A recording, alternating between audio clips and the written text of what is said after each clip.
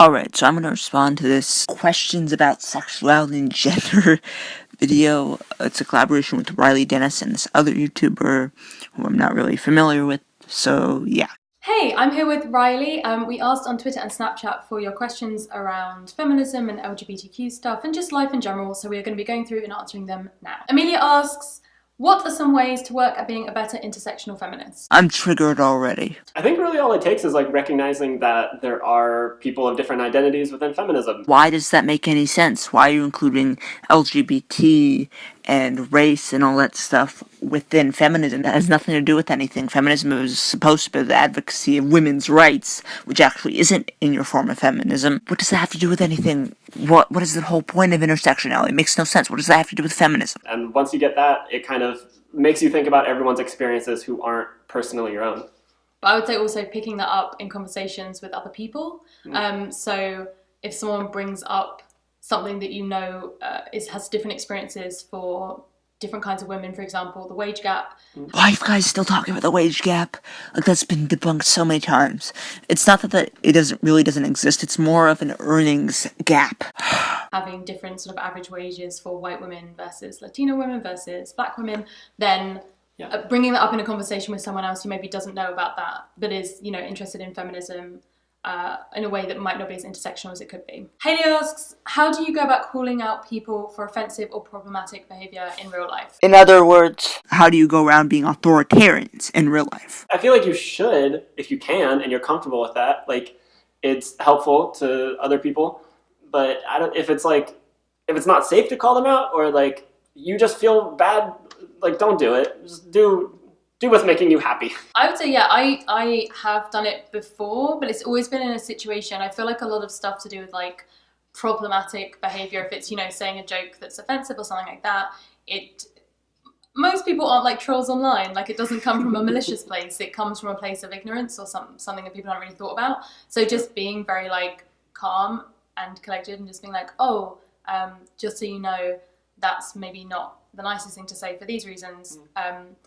As long as you say it in a way that's like non-confrontational, then it tends to go over fine. Like, I've had that conversation with my workmates, and then they've then come back to me at later dates to talk about the kind of stuff that I've brought up with them because of it, to get a little bit more clarity, because I think fundamentally most people just want to be nice people. Talk to someone afterwards. Like, if you don't want to call them out in front of a group of people, just like let it go for then, and then bring it up later and be like, here's why I was kind of bothered by this. And like, it's less of a call out thing and more of like a please consider this in the future thing. Okay, that actually does sound somewhat more reasonable, Riley, but still, what is with this whole obsession of pointing out every single thing you can as sexist or racist or whatever? It doesn't do anything to address actual racism or sexism. In fact, it just dilutes those terms. Exactly. But I would say, obviously, if you're in a group where there's like really toxic stuff happening. Really toxic stuff? You mean like the toxic ideology that's been invading the LGBT community? Then, and you feel comfortable calling that out. So, for example, if you are a cis man in a space with other cis men and they're saying some really sexist stuff. Oh my god, this is so sexist. This is just right off the bat sexism.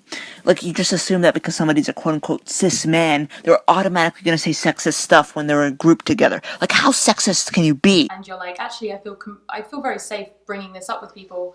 Bring it up to the group. Make sure that, because if you have someone who's saying something that is, borderline abusive or like pretty bad, if you're able to call it out in front of other people, you let them know that this isn't something that you're just okay with and you aren't kind of implicitly agreeing with what they're saying. Ellen asks, do you ever regret being out?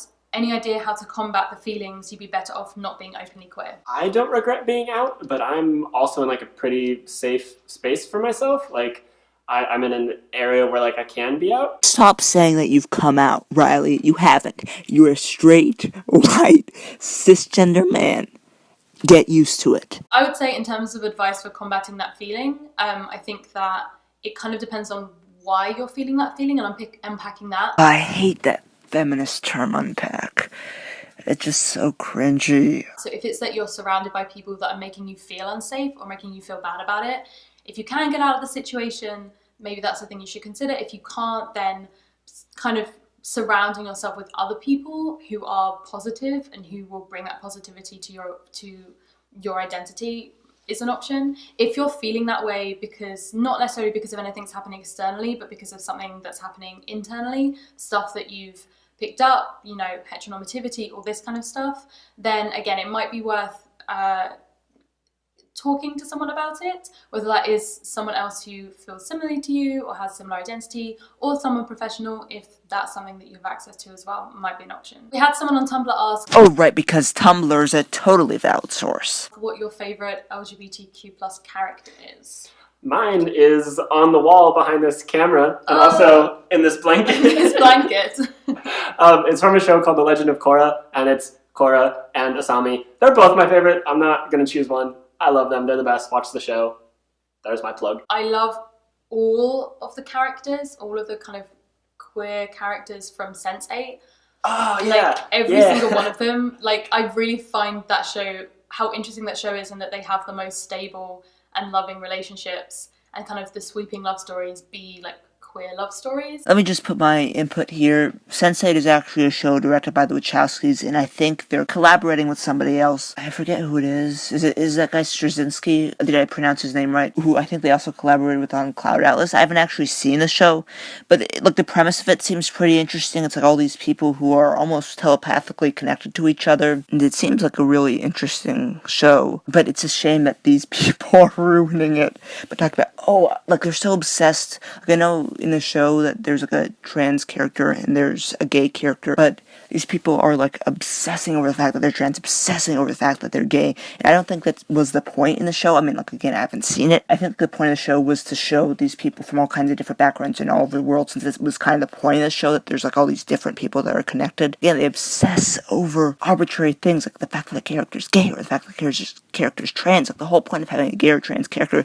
should be to show they're just normal people, that trans people are just normal people, that gay people are just normal people. But no, these people have to be all, oh, they're gay, oh, they're trans. Look, why is that important? Is very satisfying to me. Jonathan asked, if you could change one public perception with regards to LGBTQ issues, what would it be? I feel like if you're going to change one, it should be like whatever like the root of everything is, which I guess would just be like the fact that queer people, LGBT plus people are just normal. Like it's not an unnatural thing. It's not like a special snowflake thing. It's just like how we are. Well, I would actually agree with you for once, Riley, but the problem is that a lot of people who are claiming to be LGBT, who really aren't, are the special snowflakes. It's true that, yeah, actual gay people, actual bi people, actual trans people are normal, but not all of you little transgenders. You guys are not LGBT. It is a special snowflake thing for you. Mm-hmm. I feel like that would solve many of the other problems if people were just like, oh, they're just people. And the final question in this very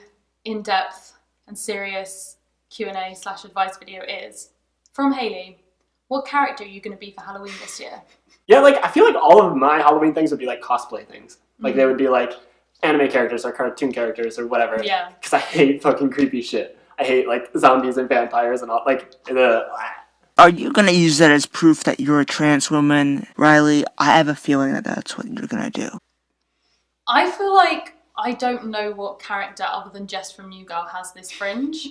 So, and even she doesn't have this anymore. So it's very difficult to find a character that I can incorporate this hair into. So those are just our opinions. If you have any different advice for anything that we discussed in this video, please leave them in the comments below. So these guys just go, into their little outro thing, and you guys don't need to see this. To conclude, this was supposed to be answering questions about sexuality and gender, but it was really just pushing the SJW narrative, as can be expected, and also somewhat ruining Sense8 for me, somehow making me not want to see it as much. As always, I hope you enjoyed this brief video, and thanks for watching. Feel the funk blast!